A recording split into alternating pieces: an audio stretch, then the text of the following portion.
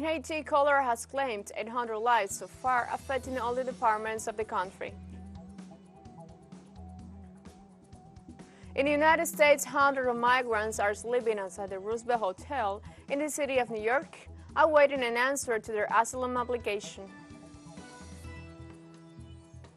On Wednesday, West African regional bloc said a military intervention in junta-ruled Niger was the last result of Nigeria cut electricity supplies to intensify pressure on the country's co-leaders. Hello, welcome to From the South. I'm Ana Rosabal from the teleSUR studios in Havana, Cuba. We begin with the news. In Haiti, the health ministry informed on Wednesday that the country reached 889 deaths due to the cholera, an infection that re-emerged last October and affects all the departments of the country. According to the source, of at least 58,959 people presented symptoms of the ailment. Of them, 3,583 diagnosed with the virus that causes vomiting, diarrhea, and dehydration. From October to date, more than 52,000 people required medical assistance and were hospitalized to treat their symptoms, while most of the deaths were registered in health centers. At a press conference, the Director General of that entity, Tedros Adhanom Ghebreyesus, warned that there is a risk of outbreaks of other diseases such as TB, measles, or poliomyelitis, while its health services suffer serious shortages. On Wednesday, the National Participation Committee, CNP, which is part of the dialogue between the Colombian government and the National Liberation Army, ELN, was installed in Bogota. This activity takes place one day before the temporary national bilateral ceasefire agreed between the government and the guerrilla group, and with a duration of 180 days, comes into effect, and before the monitoring and verification mechanism installed last April begins in functions. The CNP was included in the final peace agreement number 9 in Havana, Cuba. Its members will be presented on Thursday, August 3rd, in a public act in which President Gustavo Petro will participate starting at 10 a.m. local time. The Argentine government categorically rejected on Wednesday the maneuvers carried out by the United Kingdom in the Malvinas Islands and reiterated the sovereign rights of that South American country over that overseas territory. This time it was a new edition of the military exercises called Cape Bayonet, which bring together different forces that are part of the military deployment of the illegal British occupation in the island, according to a statement issued by the Minister of Foreign Affairs of that nation. It also assures that such actions constitute an unjustified show of force and a deliberate departure from the numerous resolutions of the United Nations Organization and other bodies. These documents urge Argentina and the United Kingdom to resume negotiations to find a peaceful and definitive solution to the sovereignty disputes involving both countries. Brazilian President Luiz Inácio Lula da Silva on Wednesday said that next week's summit of Amazon region nations would seek to draw up a common policy for the first time to protect the rainforest. At a press conference held in Brasilia, Lula said that they want to prepare a joint document of all the countries that have forests so that they arrive united at COP28 in the United Arab Emirates. The 8 countries of the Amazon Cooperation Treaty Organization will meet on August 7th and 8th in the city of Belém. The summit will focus on forest conservation and security along the borders. Lula said, adding that private business will be asked to help with the reforestation of 30 million hectares of the greater land. ACTO was created in 1978 to promote the preservation of the Amazon basins and regulate Amazonian development through cooperation. Its members are Bolivia, Brazil, Colombia, Ecuador, Guyana, Peru, Suriname, and Venezuela. For the first time, we want to prepare a joint document of all the countries that have forests, so that we arrive united at COP28 in the United Arab Emirates, and that we can have a very serious discussion with the rich countries, which, since 2009, have promised to release $100 billion to create a fund to help maintain the forest and preserve biodiversity. And that this money has been given, it has been so dispersed, and nobody has noticed. Therefore, I have high expectations from this meeting, after which, for the first time, we will have a common policy for action in the Amazon, a common policy for economic development, taking into account the reality of each country, a policy to combat organized crime, to combat drug trafficking. Also, Brazilian President Lula da Silva affirmed that the BRICS Development Bank should be more generous than the International Monetary Fund. He added that the BRICS financial institution should serve the development of the poorest countries with adequate financing and promote financial policies to end the great inequalities that exist in the world, promote further mechanisms for trade, and he also stressed the importance of incorporating new members with Argentina and Saudi Arabia as possible candidates. In the United States, hundreds of migrants are sleeping outside the Roosevelt Hotel in the city of New York, awaiting an answer to their asylum application. The facility has become a reception center for those awaiting an answer to their asylum application, while local officials are asking the federal government for help in dealing with the migration crisis. New York State has an executive order requiring authorities to provide shelter for the homeless. Migrant families have occupied every room of the hotel, and hundreds more have had to sleep on the streets for days at a time. The facility has also become a center where the poor can access vaccinations and food. New York City Mayor Eric Adams called the immigration crisis a disaster and warned that the city's resources are stretched to the limit. A City Hall spokesman said on Tuesday that the city's 194 emergency shelters and intake centers are full.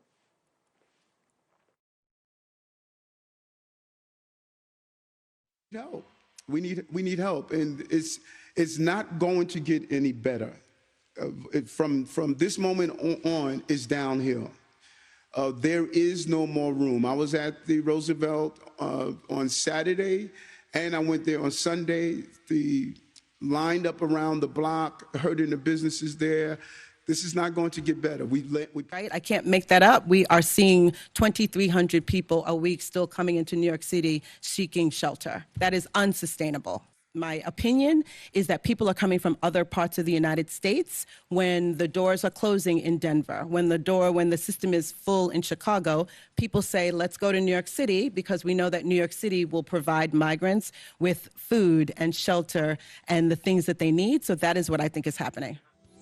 Let's take a short break, but remember you can join us on TikTok at teleSUR English, where you'll find news in different formats, new days, and more. Other studies coming up, stay with us.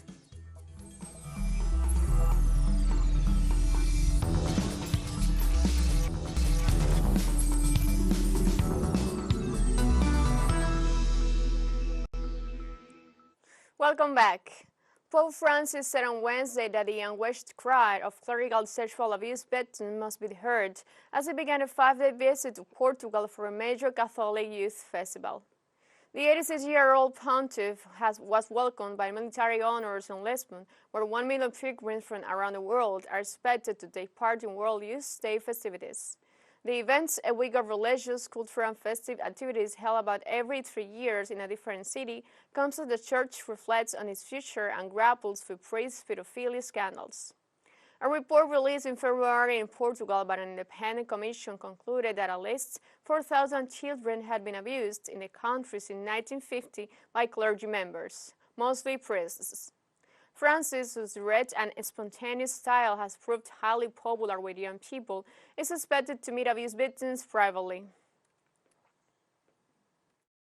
And this is often accentuated by the disappointment and anger that some people feel towards the Church, in some cases because of our bad reference and the scandals that have marred its face and call us to a humble and ongoing purification, starting with the anguished cry of the victims, who must always be accepted and listened to.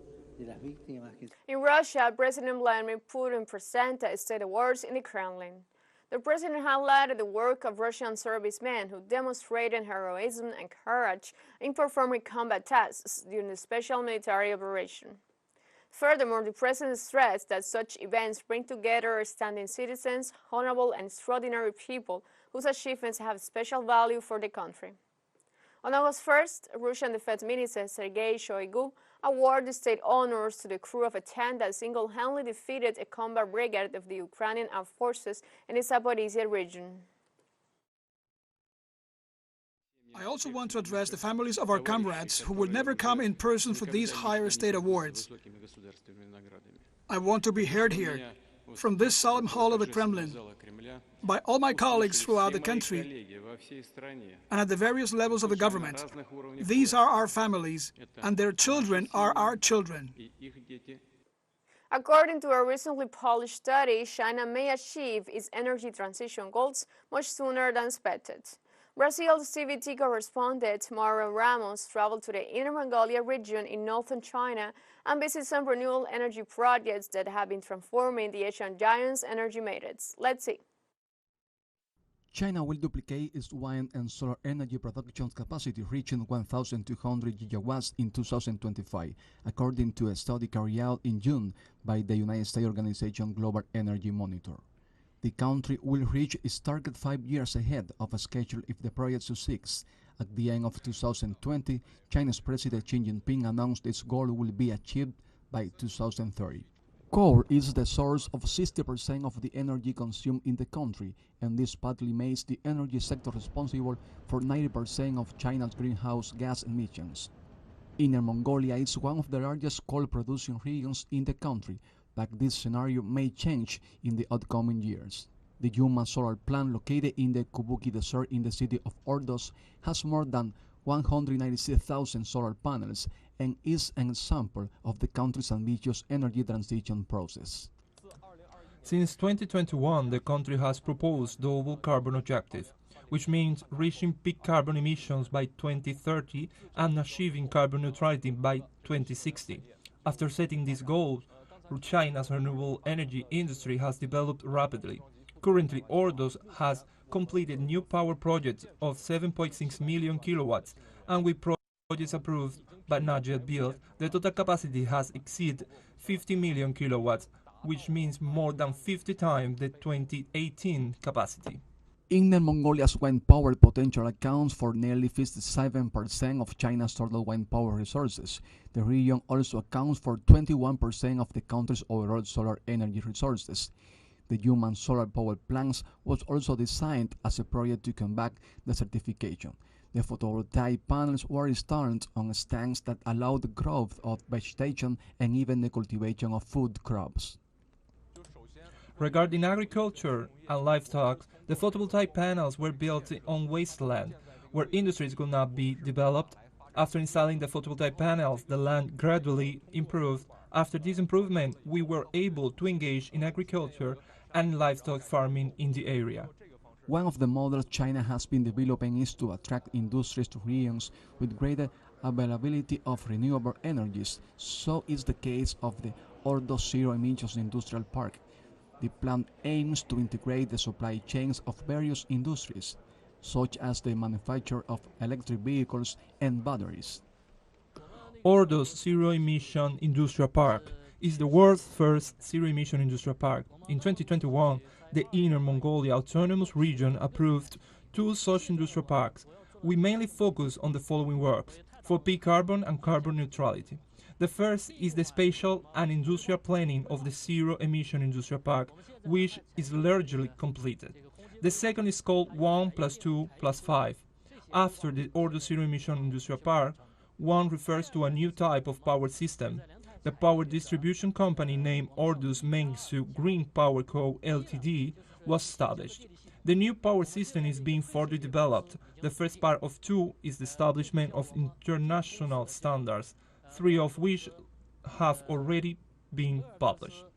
The second part of 2 is the establishment of carbon energy platform with 52 companies with annual central business revenues exceeding 20 million yuan already using hydrogen. The carbon energy platform mainly focuses on total energy consumption intensity, total carbon emission, and carbon emissions intensity. 5 refers to development of 5 major industry clusters, namely wind, solar, hydrogen storage, and vehicles. In the first half of this year, China's installed renewable energy capacity reached 1,320 gigawatts, accounting for nearly 50% of the country's overall installed power capacity, which now stands at 2,710 gigawatts. Installed capacity is the maximum amount of electricity that can be produced. Energy generation is what was actually produced in terms of energy in given period, but both wind and solar power generation have shortage periods. Therefore, the challenge is to continue to develop solutions to store excess energy produced during periods of intense sun or wind. Ambition's 1.5 GW energy storage capacity is already operational in this project, and a 20 GW storage project is on the way. A 50 GW project from Baofeng Energy will also be launched, along with sodium-ion storage projects. Other energy storage projects and gravity storage projects will be introduced in the industrial park by the end of the 14th five-year plan period. We aim to achieve double 100 GW. This means achieving 100 GW of energy storage capacity and 100 GW of photovoltaic capacity, which is achievable.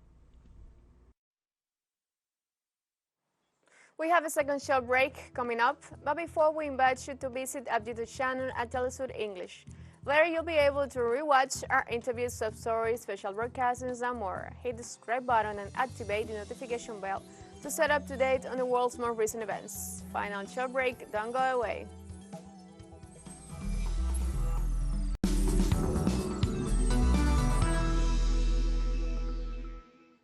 Welcome back. On Wednesday, West Africa's regional bloc said a military intervention in junta-ruled Niger was the last resort as Nigeria cut electricity supplies to intensify pressure on the country's coup leaders. A week after a coup rocked the fragile nation and former colonial power, France began evacuating its citizens.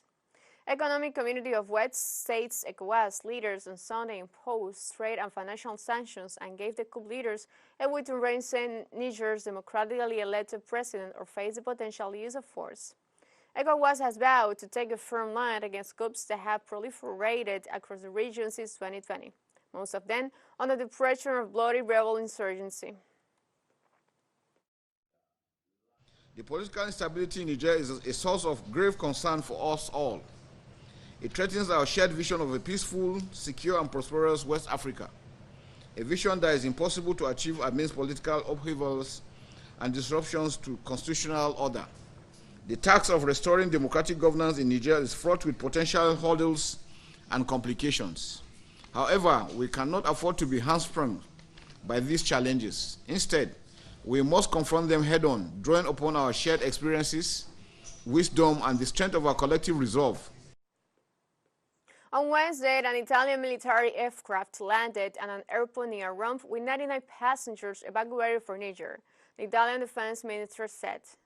The passengers evacuated included 36 Italian, 21 U.S. citizens, and others from various countries. The evacuation comes during a deepening crisis sparked by the coup last week against Niger's President Mohamed Bazoum.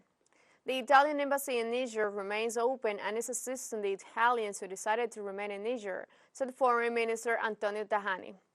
Most of the Italians who were evacuated work humanitarian organizations. Before the evacuation, there were some 100 Italian civilians in Niger, in addition to some 350 Italian military members stationed there. Deputy UN spokesperson Farhan had said UN humanitarian operations continue uninterrupted in Niger. On Niger, the UN Office for the Coordination of Humanitarian Affairs and its partners remain committed to delivering assistance to the most vulnerable people in the country. Humanitarian operations continue uninterrupted, and road movements are possible and have been authorized. On Monday, the UN Humanitarian Air Service, UNHAS, organized special flights to Diffa, Tawa, and Agadez to transport staff from the UN and our partners following authorization previously obtained by the transitional authorities. As you'll recall, some 4.3 million people in Niger, the vast majority of whom are women and children, need humanitarian aid. OCHA stresses that all parties must continue to respect humanitarian principles and allow for unhindered access for humanitarian workers to all people in need across the country. The Russian government on Wednesday described as urgent the task of organizing a national dialogue to restore peace and ensure the rule of law and order in Niger.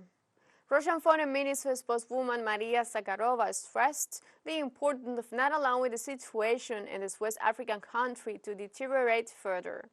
She added that Russia considers it urgent to set an agenda to organize a national dialogue to restore peace and ensure the rule of law in the African country.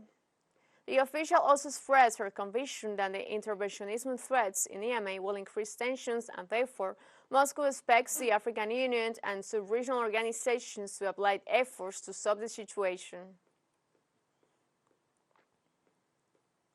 Venezuela's Executive Vice President Delcy Rodriguez arrived in India on Wednesday to participate in the 9th Confederation of the India-Latin American Countries Conclave.